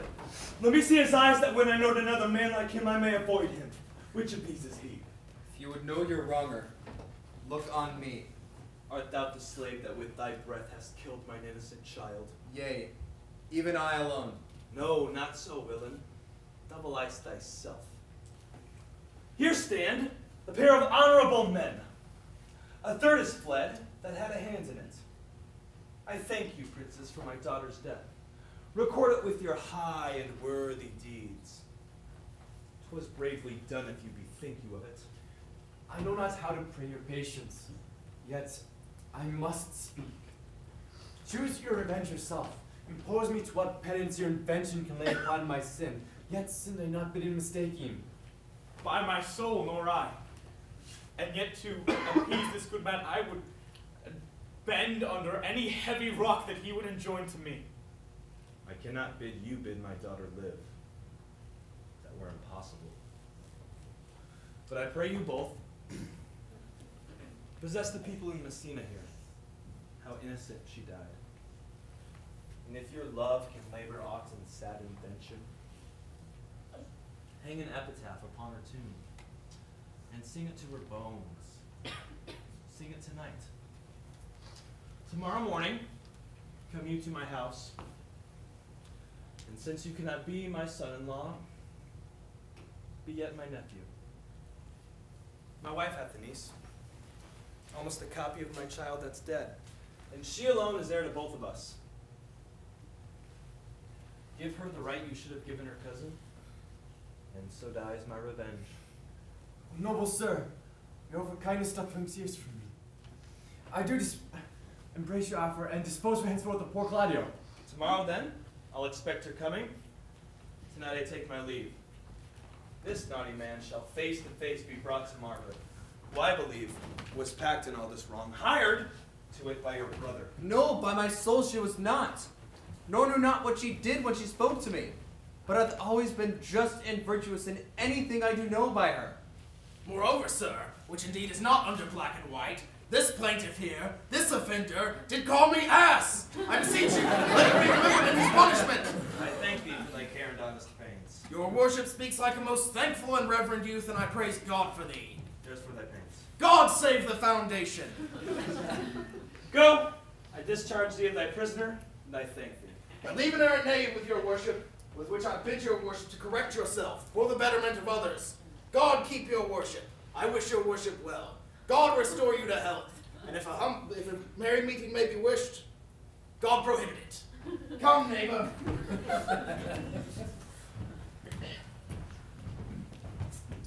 Until tomorrow morning, lords.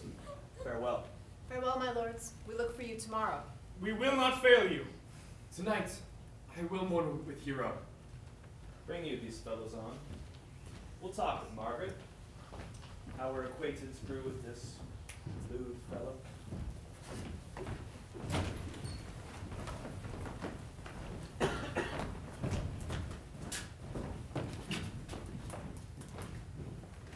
Lady Baby? Lady Baby? Baby Lady. Baby Lady. Lady Baby.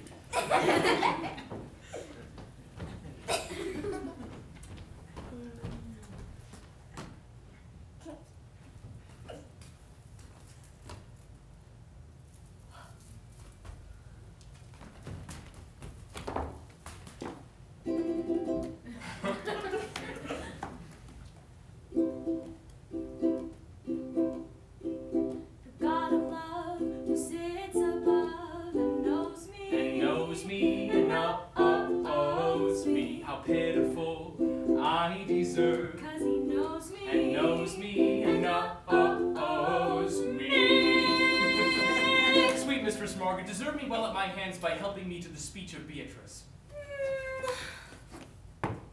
Will you then write me a sonnet in praise of my beauty? In so high a style, Margaret, that no man living shall come over it. For in the most comely truth thou deservest it. I will bring Beatrice to you, who I think has legs. And so will come.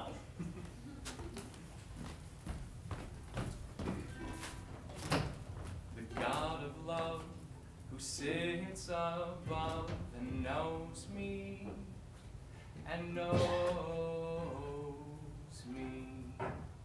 How pitiful I deserve. Oh! I mean in singing, but in loving. Leander the good swimmer, Troilus the first employer of panders, and a whole book full of these quondam carpetmongers, whose names yet run smoothly and even wrote of blank verse. Why, they were never so turned over and over as my poor self in love. Mary, I cannot show it in rhyme. I've tried, but I can find no rhyme for lady but baby. An innocent rhyme. For scorn, horn, a hard rhyme. For school, fool, a babbling rhyme. Very ominous endings. No, I was not born under a rhyming planet, nor I cannot woo in festival terms. Sweet Beatrice, wouldst thou come when I called thee? Yea, Signor, and depart when you bid me. Oh, stay but till then. Then is spoken. Very well now. Oh. And yet, ere I go, let me go with that I came, which is with knowing what hath passed between you and Claudio. Only foul words, and thereupon I will kiss thee. Foul words is but foul wind. Foul wind is but foul breath, and foul breath is noisome. Therefore I will depart unkissed. Thou hast spread the word out of his right sense, so forcible is thy wit. But I must tell thee plainly, Claudio undergoes my challenge, and either I must hear from him shortly, or I will subscribe him a coward. Now, tell me for which of my bad parts thou first did fall in love with me. For them all together, which may change so politic a state of evil that they will not admit any good part to intermingle with them. But for which of my good parts did you first suffer love for me? Suffer love! A good epithet! I do suffer love, for I love thee against my will. In spite of your heart, I think. Alas, poor heart. If you spite it for my sake, I will spite it for yours, for I will never love that which my friend hates. Thou and I are too wise to woo peaceably. Now tell me, how doth your cousin? Very ill. And how do you? Very ill, too. Serve God, love me, and men. And there I must leave you, for here comes one in haste. Madam, you must come to your uncle. It is proved my lady here hath been falsely accused. The prince and Claudio mightily abused, and Don John is the author of all, who is fled and gone. Will you come presently? Will you go hear this news, Signor? I will live in thy heart, die in thy lap, and be buried in thy eyes. And moreover will go with thee to thy uncle.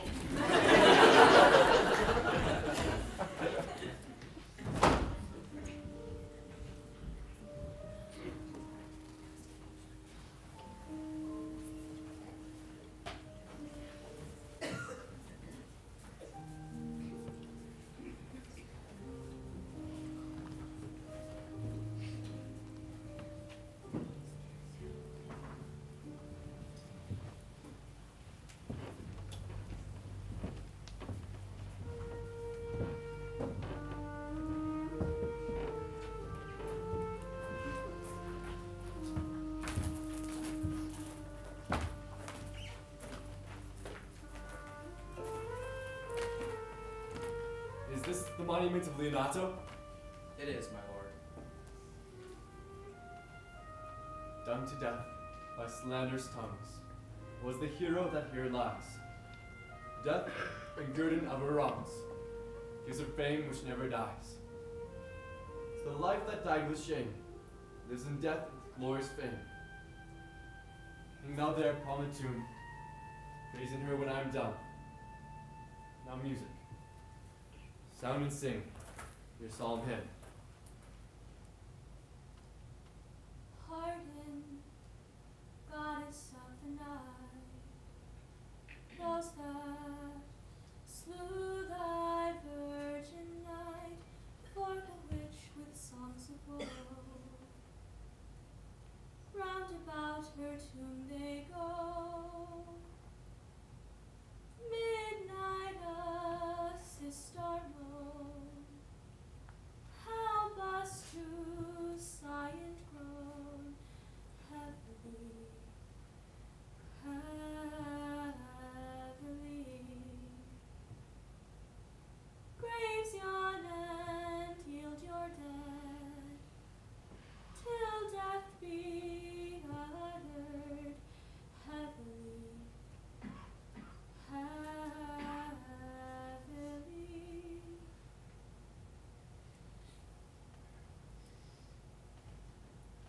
Now, on to thy bones good night. Yearly will I do this right. Thanks to you all. Come to Leonato's.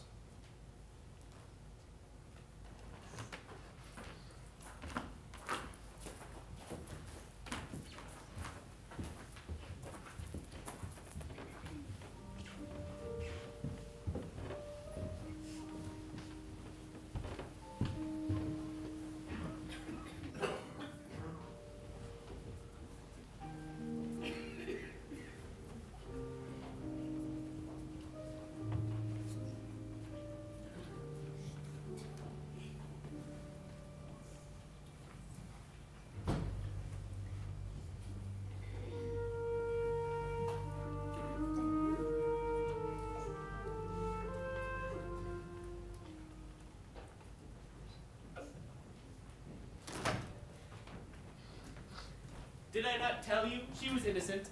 So are the Prince and Claudio, who accused her upon the error you heard debated, but Margaret was in some fault for this, although against her wills it appears in the true course of all the question. Well, I'm glad that all things sorted so well. And so am I, being else by faith and forced to call young Claudio to a reckoning for it. Well, daughter, and all you gentlewomen all, withdrawn to a chamber by yourselves, and when I send for you, come hither veiled. Prince and Claudio promised by the Tsar to visit me. Friar, I must entreat your pains. To do what, Signor? To bind me or undo me, one of them. Signor Leonato, truth it is, good Signor, your niece regards me with an eye of favor. The sight whereof I think you had for me, 'tis most true. And I do with an eye of love requite her. From me? From Claudio and the Prince? But what's your will? Your answer, sir, is enigmatical. But as for my will is that your goodwill may stand with ours. This day to be conjoined in the state of honorable marriage, in which, good friar, I shall desire your help. My heart is with your liking. And my help. Here comes the Prince and Claudio. Good morrow to this fair assembly. Good morrow, Prince. Good morrow, Claudio. We here attend you. Are you yet determined today to marry my wife's niece? I will hold my mind. Call her forth, wife. Here's the friar ready.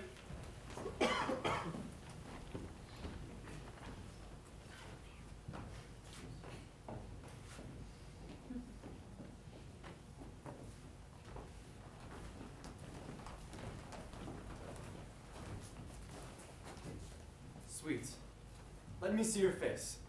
No, that you shall not, till you take her hand before this friar and swear to marry her. Give me your hand. Before this holy friar, I'm your husband, if you like of me. And when I lived, I was your other wife. And when you loved, you were my other husband. Another hero? Nothing certainer. One hero died defiled, but I do live, and as surely as I live, I am a maid. The former hero. The hero that is dead. She died, my lord, but whilst her slander lived. All this amazement can I qualify. When after that the holy rites are ended, I'll tell you largely of fair hero's death. Meantime, let wonders seem familiar, and to the chapel let us pray. Soft and fair, friar. Beatrice! What is your will? Do not you love me? Why, no. No more than reason. Why, then your uncle, the Prince, and Claudio are much deceived. They swore you did. Do you not love me? Troth, no. No more than reason. Well then, my cousin Margaret and Ursula are much deceived, for they did swear you did. They swore that you were almost sick for me. Oh, they swore you were well nigh dead for me. 'Tis no such matter. But you do not love me. No, truly, but in friendly recompense.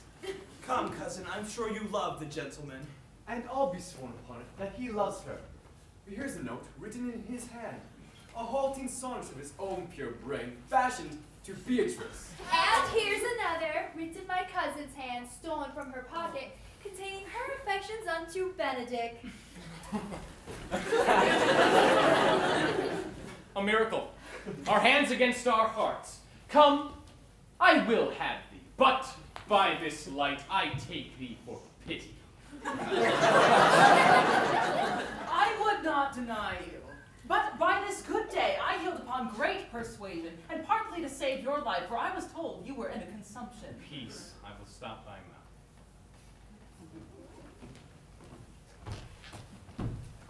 mouth. How dost thou, Benedict, the married man? I'll tell thee what, Prince. A college of wit-crackers cannot flout me from my humor.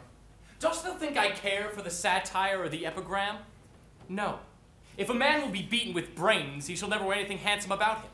In brief, since I do propose to marry, I shall never think anything to any purpose that the world can say against it, and therefore never flout at me for what I have said against it. For man is a giddy thing, and this is my conclusion. For thy part, Claudio, I did think to have beaten thee, but in that thou art like to be my kinsman, live unbruised and love my cousin. I had well hoped that thou wast denied Beatrice, that I might have cudgelled thee out of thy single life, to make thee a double dealer. Which, out of question, thou wilt be. My cousin do not look exceedingly near to thee. Come, come, we are friends.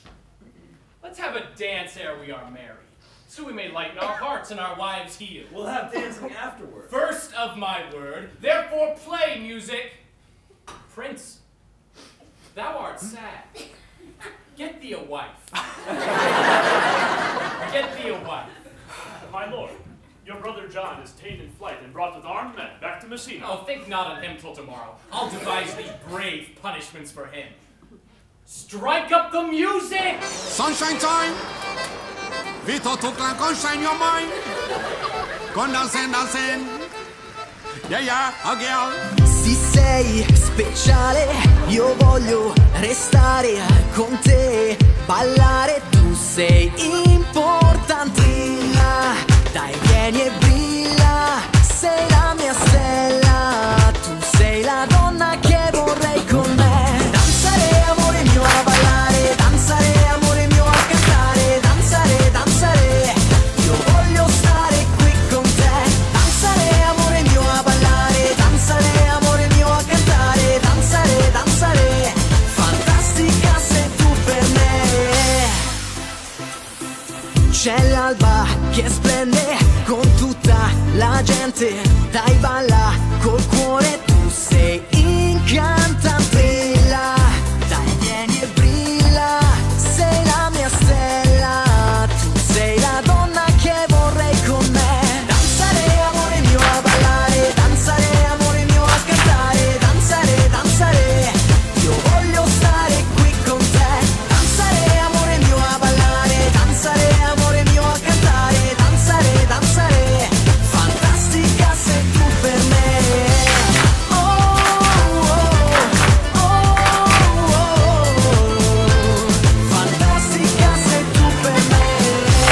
Oh, oh, oh, fantastica sei tu per me. You ready for this? Oh, girl, I slow motion and the best. Motion and thriller and the best. The game goes in motion, they love everything. The whole of the boys stand out for the place. Here goes steady, steady. Motion, you're off and when they want it. Ready for your bass and ready for your dog, not the mix. That step is a hit, that step is some more up on the bits.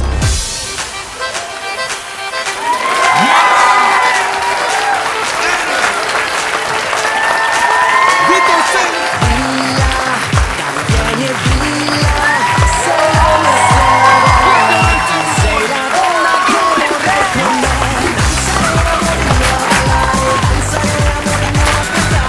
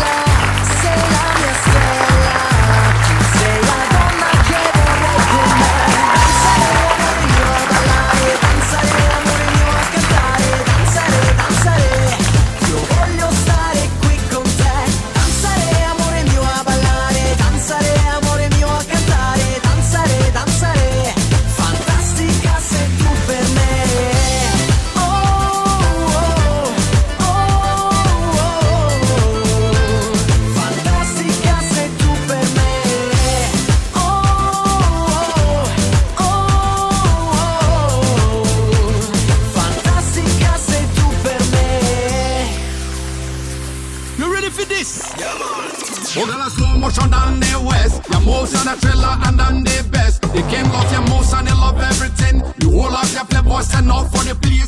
Here go steady, steady. The toast and the whole of fine winning, winning. Ready for this and ready for that. Now the mix. Your step is a hit. Your step is some more up on the bits. Yeah, man. Anyway, Vito sing. Brilla, dai vieni e brilla. Sei la mia stella. Sei la donna che vorrei con me. Danzare amore mio a ballare. Danzare amore mio a cantare. Danzare, danzare. Fantastica sei tu per me. Danzare amore mio a ballare. Danzare amore mio a cantare. Danzare, danzare. I never loving this. All of the ladies, girl, girl.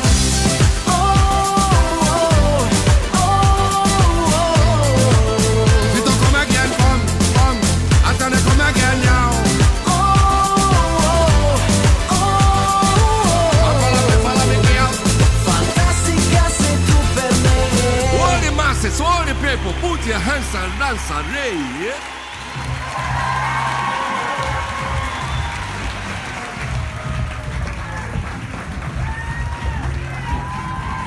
Yes!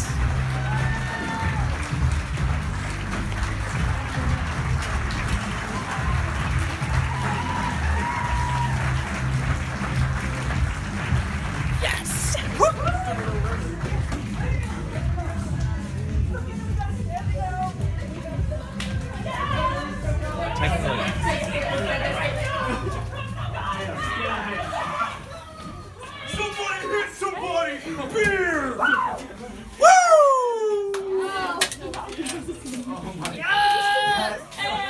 We did it! Ah, yes. Their laughter gives me strength. Hey guys! So we wanted to get you a palm tree. As an early director's gift. Yeah, this is a gift from. We're really late. It's humble, but it's so are we. Because we love you! It's small, but you know, It's pretty. we knew you wanted one, so we thought that was the least we could do. Well, thank you guys. It's lovely. Oh, thank you. And it's hard to go with it. It matches the stage. It does. It does. Oh.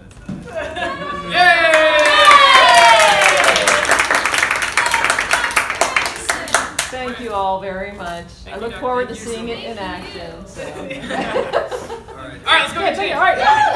Hooray!